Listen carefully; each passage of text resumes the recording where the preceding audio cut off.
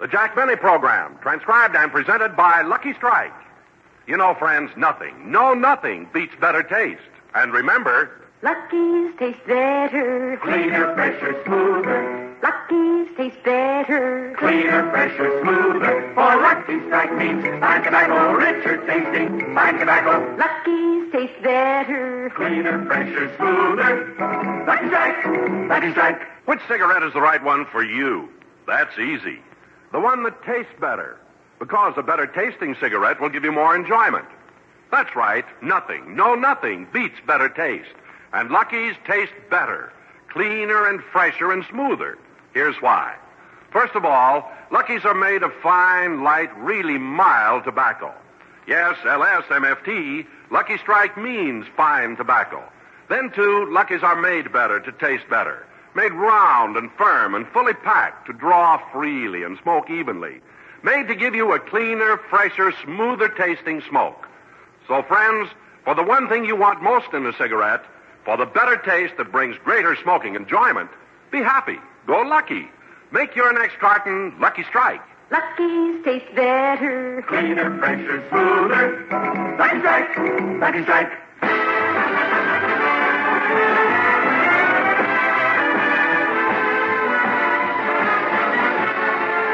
Broadcasting from the American Legion Hall in Palm Springs, California, the Lucky Strike program starring Jack Benny, with Mary Livingston, Rochester, Dennis Day, Bob Crosby, and yours truly, Don Wilson.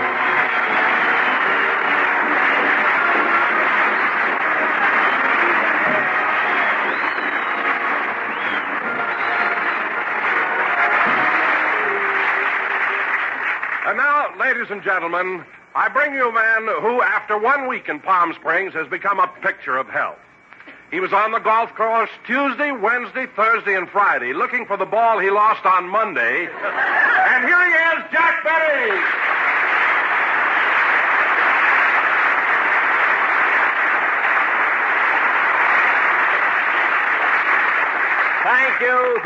Thank you. Hello again. This is Jack Benny talking.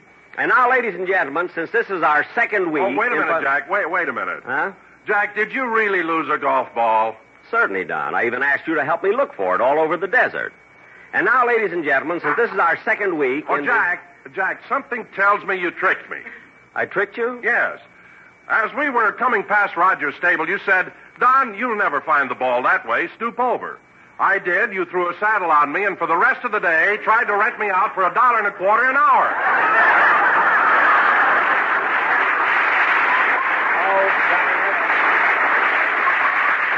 He found out. I thought I was being subtle, too. You know, I can't... Oh, hello, Mary. Hello, Jack. Hello, everybody.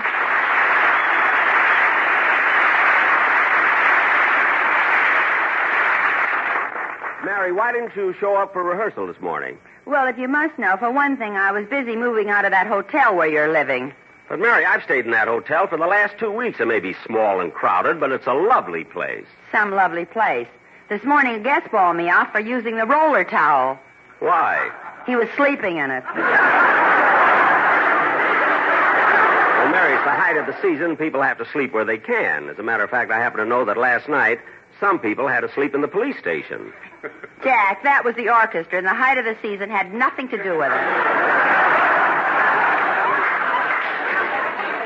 Oh. Say, Barry, you're kidding about the orchestra being arrested, aren't you? No, I'm not, Don. Well, for heaven's sakes, what'd they do? I don't know about the others, but the police found Remley lying against the curb, and he hadn't put a penny in the parking meter. Mary, stop making up jokes. Now, you know the boys in the band. Oh, hello, Bob. Hiya, Jack. Hello, Mary. Hello, Bob.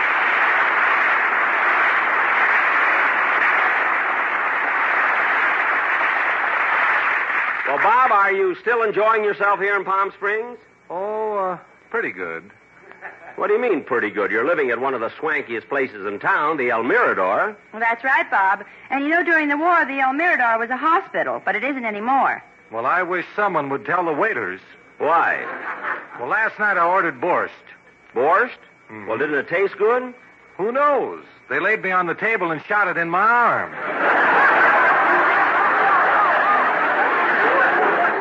You're kidding. Kidding. Look at this muscle. It's a potato. Well, how do you like that? Then for dessert, they gave me an anesthetic. Well, Bob, that had nothing to do with the dinner. Everybody who lives at the El Mirador gets an anesthetic. Yeah, but why? That way they can give you the bill and you won't come to till you go through banning.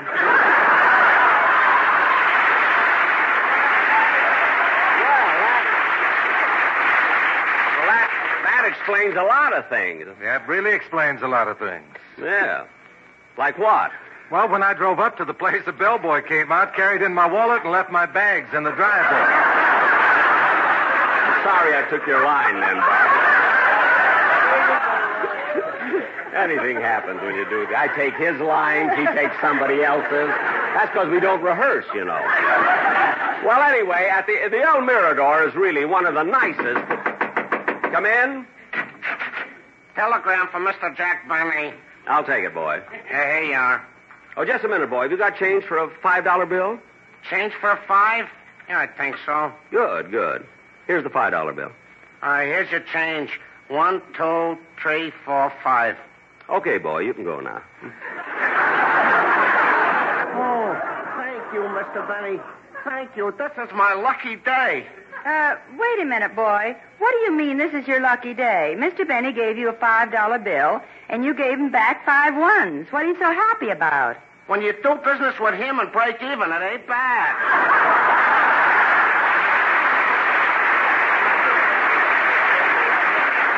Of course not. Go already. Jack, who's the telegram from? Just a minute, I'll see. It's from Dennis Day. Says, sorry, I can't be on the program today, so I'm sending a substitute singer to take my place. The reason I'm missing the program is because I'm eloping with Marilyn Monroe. However, I'm silly enough to be back with you next week. That crazy kid making up jokes for a telegram. It's 6 cents a word. It's ridiculous. Say, Jack, why did he say he's sending over a substitute? I can sing. Why, certainly, Bob. That's exactly what you're going to do. Any substitute that Dennis would send over would probably be some silly jerk who doesn't even know how to... Now, who can that be? Come in. Jack, look who it is! Bing Crosby.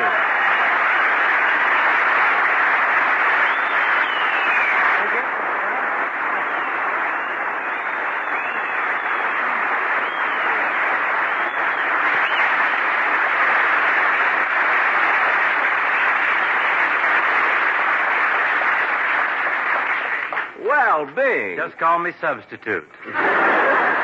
Bing, I'm surprised, actually amazed that you're the one that's taking Dennis's place today. Why, Jack? What's so amazing about that? Well, let's face it, how can a kid like Dennis afford to pay a big star like you for a guest appearance? Wait a minute, Jack. Dennis isn't paying me anything. The kid and I worked out an exchange deal.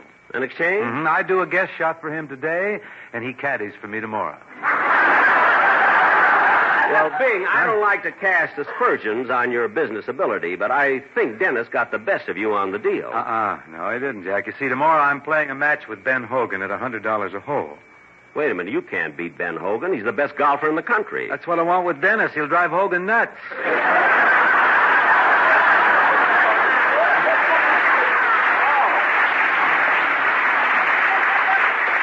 Oh. That's some writing. I got 3 O's in there. Say, redundant, what? You know, I'm here. You know my whole gang, don't you? Oh, yes. Hi, fellas. And hello, Mary. Hello, Bing. Well, I guess I know everybody except who's the fellow standing over there? I'm your brother. I didn't recognize you. How are you, Robert? I'm fine, Bing. Gosh, I haven't seen you for months. In fact, not since I started working on Jack's program. Gee, no wonder I didn't recognize you, kid. You got a lot thinner.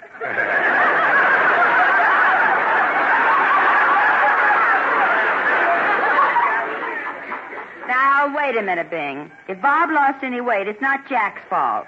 Certainly not. Bob's working for peanuts, and peanuts are fattening. Well, thank you, Mary. You know, Bing, it's quite a coincidence having you on the program. Only 3 weeks ago, we had your sidekick, Bob Hope, as a guest star. Oh, really? How was old Sickle Snoot? Sickle Snoot? Why do you call Hope that? Well, his nose looks like a bagel with one bite out of it. I think that's what it does. It does. You know, it does at that. Say, Bing, you and Bob Hope have made an awful lot of pictures together, haven't you? Yes, and don't hit that word awful so hard, will you? Just kind of gloss Anyway, Beaglebeak is a little mad about it now because, in every picture we make, I get the girl. Oh, is that what makes him mad? I get the money, too. Oh, for heaven's sakes, Bing, with everything else you have, why are you so interested in money? Believe me, you can't take it with you. They finally convinced you, huh?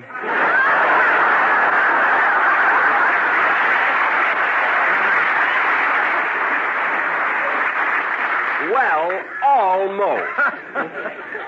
Say, Bing, what are you doing down here in Palm Springs? Well, I've been doing some broadcasts, Marion. I've been writing my autobiography. No kidding. Yeah, finally finished all the writing. I've titled it Call Me Lucky. Say, Bing, the story of your life must be very interesting. Tell me about it. Well, I was born in Tacoma, Washington, and... I tell you about it, Jack. You can read it in the Saturday Evening Post. Oh, yes, the Saturday Evening Post, sure. That's only 15 cents. Comes in 8 installments. Oh, well, tell me about it.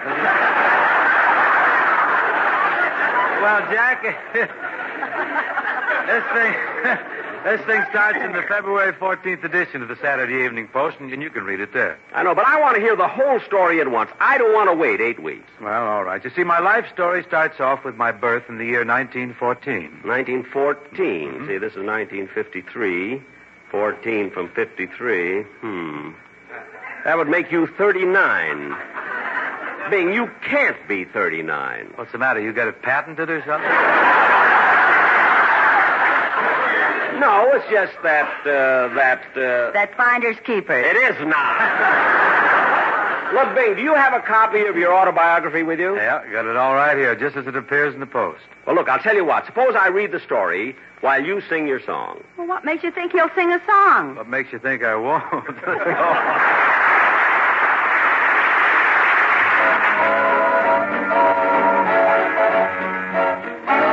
Open up your heart and let the love shine through. Open up your heart and make my dreams come true. Why do you just hide behind it? Loosen up the chains that bind it. Open up your heart and let me in. Baby, I've been mighty lonesome. Baby, I've been mighty blue. And the reason for it all is plain to see. From the very first day I met you, you've been walking in all my dreams. It's time you gave a little thought to me.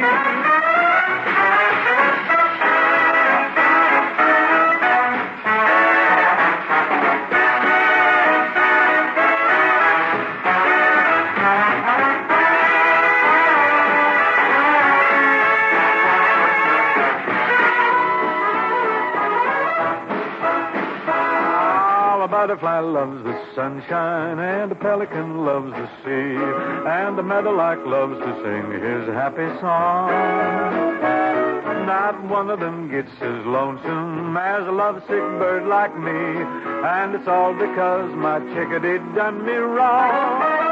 Oh, why don't you open up your heart and let the love shine through?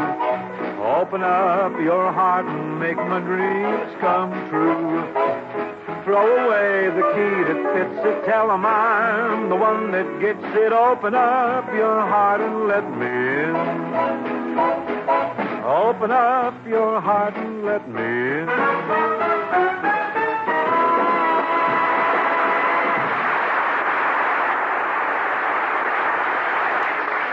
Bingo, that was wonderful. And I just read your autobiography, and it's really interesting. Say, Jack, I've got an idea. What, Mary? Well, since we've got Bing with us, why don't we dramatize his life story? Say, that is a good idea. Look, Bing, suppose I do your life story on my show. Then you can do the story of my life on your show. Your life on a half-hour program? Don't worry, we'll work it out. 8 installments. And now, ladies and gentlemen, a special preview of the life of Bing Crosby as it appears in the Saturday Evening Post. Oh, excuse me a minute. Hello? I have a long-distance call from Mr. Jack Benny. This is Jack Benny speaking. I'll take the call. It's collect. Collect? Look, operator, I'm not taking any collect calls. Just a moment. I'm sorry, Mr. Paley, but Mr. Benny said he isn't Mr. taking... Paley? Oh, my goodness, operator, certainly I'll take the call. Very well, Mr. Benny. Go ahead. Hello? Hello, Mr. Benny. This is Rochester. What?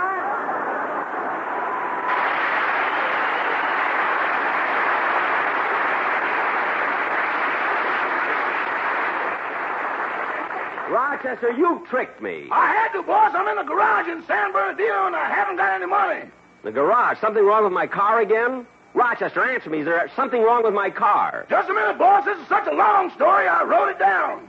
Never mind that. Just tell me what happened. Well, I was on my way down to Palm Springs to pick you up. Uh-huh. And as I was coming through Cucamonga, I was driving along the railroad tracks when suddenly I noticed the super chief was trying to pass me. Trying to pass you?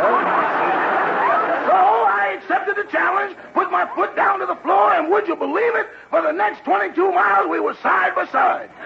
Rochester, how could you keep up with the super chief? The mail hook had me by the back of the neck.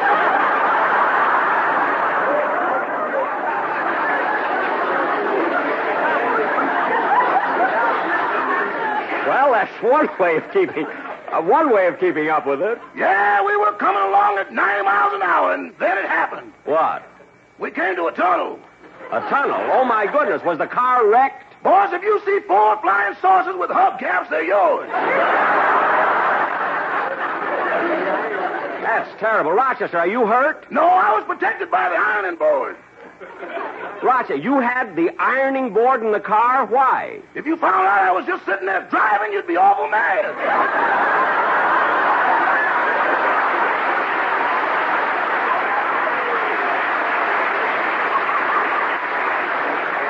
I would not. Anyway, before you leave the garage, find out how much it'll cost to fix my car. Oh, I already did that. In fact, I had 2 fellas look at it, and they each gave me an estimate. The first said $17.50, and the second fellow wanted $800. Well, that's quite a difference. $800 out of the question for fixing up my car. What'll the fellow do for $17.50? Bury it.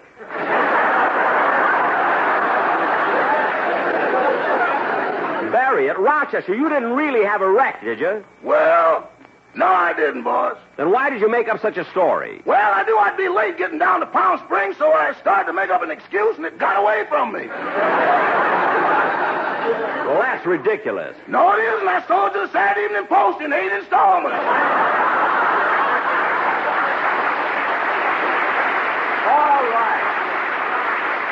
All right, goodbye. Goodbye. Oh, say, boss. Now what? The director of your television show called, and he's already hired 700 dancing girls for your TV show next Sunday.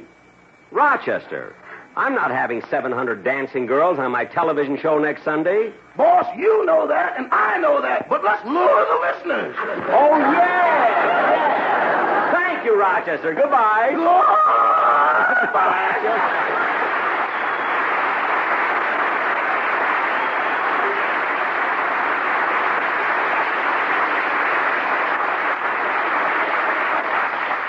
And now, ladies and gentlemen, we present our dramatization of the Saturday Evening Post autobiography of Bing Crosby, Call Me Lucky.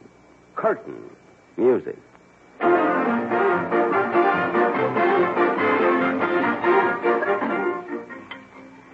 the city of Tacoma, Washington, the stork paid a visit to Mr. and Mrs. Harry Crosby in the year 1914. It says here. The newborn baby was called Harry Lillis Crosby.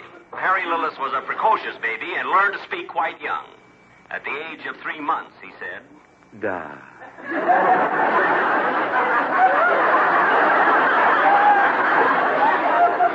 At the age of 4 months, he said, "Da, da." At 5 months, "Da, da, da." And at 6 months, "Da, da, da, da, da, da, da, da, da, da."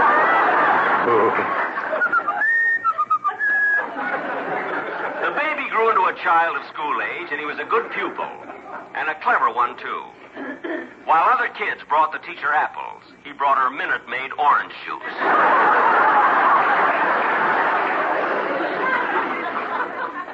Then at the age of 7, he received the nickname he made famous, Bing.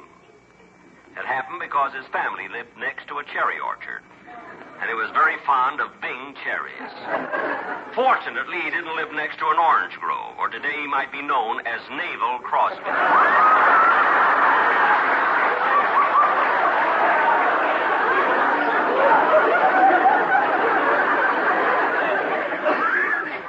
At about this time, another blessed event took place in the Crosby home. The newcomer joined brothers Bing, Larry, Ted, and Everett, and he was named Robert. Bing took care of little Robert and tried to teach him to talk. Come on, Bobby. Say mama. Duh. Now, come on, Bob. Say mama. Duh. No, mama. Say mama. Mama. Shabba-ba-blitz.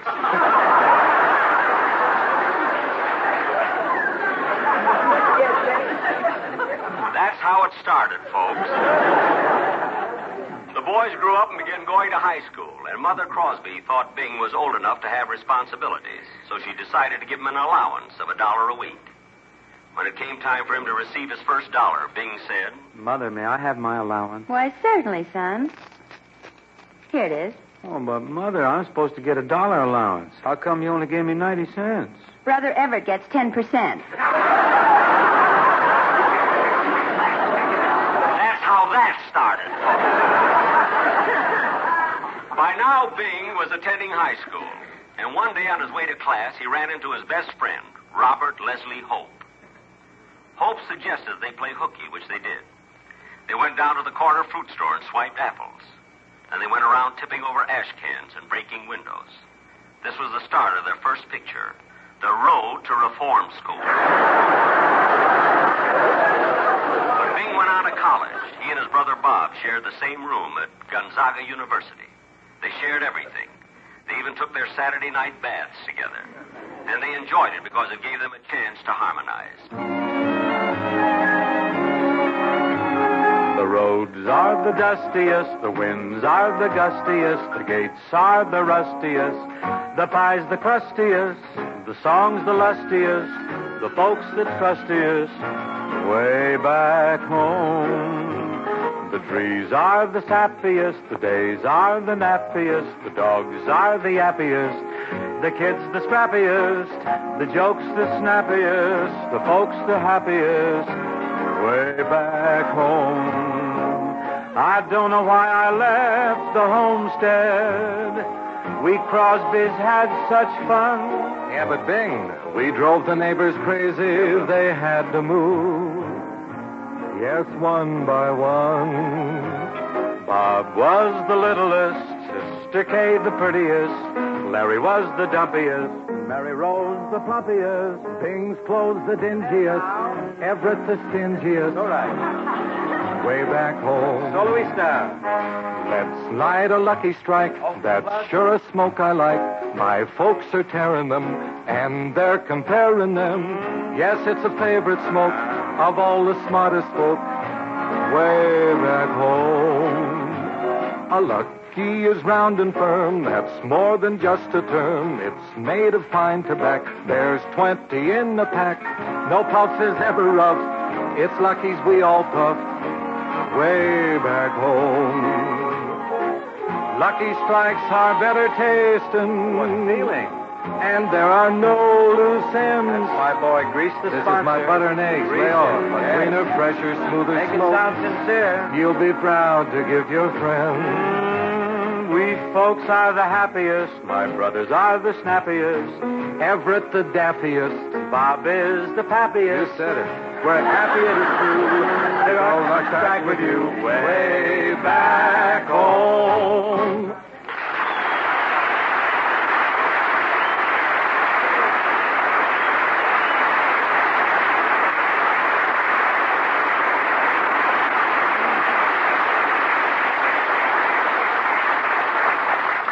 When he graduated from college, Bing's ambition was to become a singer. His career really started with an audition in Los Angeles. Your name is Harry Lewis Crosby? Yes, sir, but most people call me Bing. Tell me, have you made any phonograph records? Yes, sir. I made lots of records. I made them for a company owned by Rudy Valley, but gee, I think he's jealous of me. Well, how can you say Rudy was jealous? He let you make the records, didn't he? Yeah, but he wouldn't put the holes in the middle.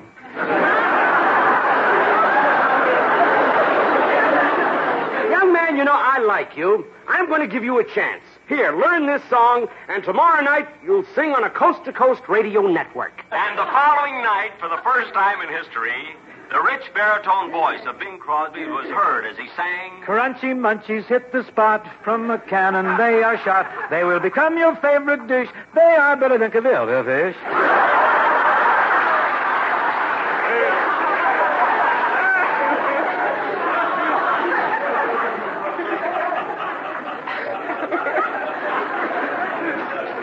on his way to success, and with fame and wealth, his interests became diversified. For instance, one day he witnessed the following scene. I'll buy that racehorse. That's a very good horse you're buying, Mr. Crosby. All right, but tell me, what does he go the mile in? Well, I don't know. He never quite made it. I don't know if Well, look, Mr. Crosby, your horse can win its first race if you'll tell the jockey that's riding it to holler giddy-ap and throw this little electrical switch on the saddle. Oh, is there a battery under there? No, it turns on his hearing aid.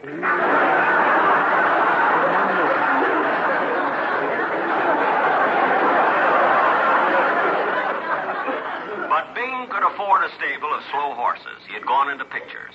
His movie career was always successful, but it became more so because of three brilliant decisions. He made Going My Way, he made Bells of St. Mary's, and he turned down The Horn Blows at Midnight. His career really reached its zenith on a night in March in 1945 when he won the Academy Award. His acceptance speech was quite modest, as he said, I want to thank everyone who helped me win this Oscar. Even though I have supposedly reached the top as a singer, I want you to know that it has not been easy. I've had to overcome many hardships, poverty, disease, hunger, Como and Sinatra.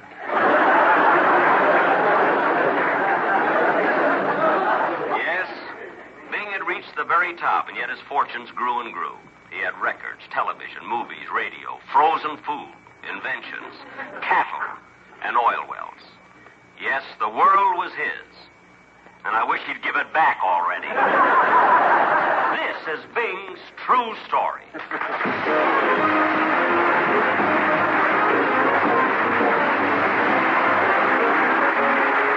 Jack and his guest star, Bing Crosby, will be back in a moment. But first, nothing beats better taste. And remember, Lucky's taste better. Cleaner, fresher, smoother. Lucky's taste better. Cleaner, fresher, smoother. For Lucky Strike means fine tobacco, richer tasting. Fine tobacco. Lucky's taste better. Cleaner, fresher, smoother. Lucky Strike. Lucky Strike. friends, the taste of your cigarette is all important. For in a cigarette, nothing beats better taste. And Lucky's taste better, cleaner and fresher and smoother. You see, Lucky's better taste really begins with the fine, light, truly mild tobacco that goes into every single Lucky Strike. Yes, LSMFT, Lucky Strike means fine tobacco. Good tasting tobacco, of course. Then, too, Lucky's also taste better because they're made better, to give you a cleaner, fresher, smoother tasting smoke. So, friends, remember how important better taste is to your enjoyment of a cigarette. And remember that Lucky Strike gives you the better taste of fine tobacco in a better-made cigarette. But most of all, remember to pick up a carton of Lucky's tomorrow. Yes, be happy. Go Lucky. Be happy, go lucky, get better taste today.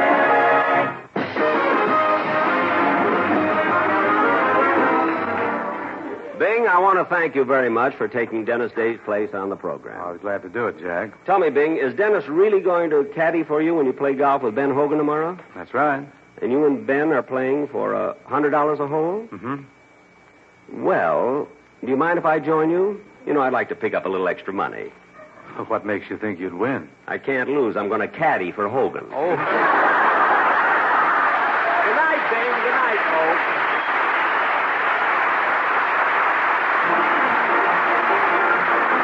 Jack Benny program is written by Sam Perrin, Milt Josephsberg, George Balzer, John Tackerberry, and produced and transcribed by Hilliard Marks. Be sure to hear The American Way with Horace Heidt for Lucky Strike every Thursday over this same station. Consult your newspaper for the time. The Jack Benny program is brought to you by Lucky Strike, product of the American Tobacco Company, America's leading manufacturer of cigarettes. This is the CBS Radio Network.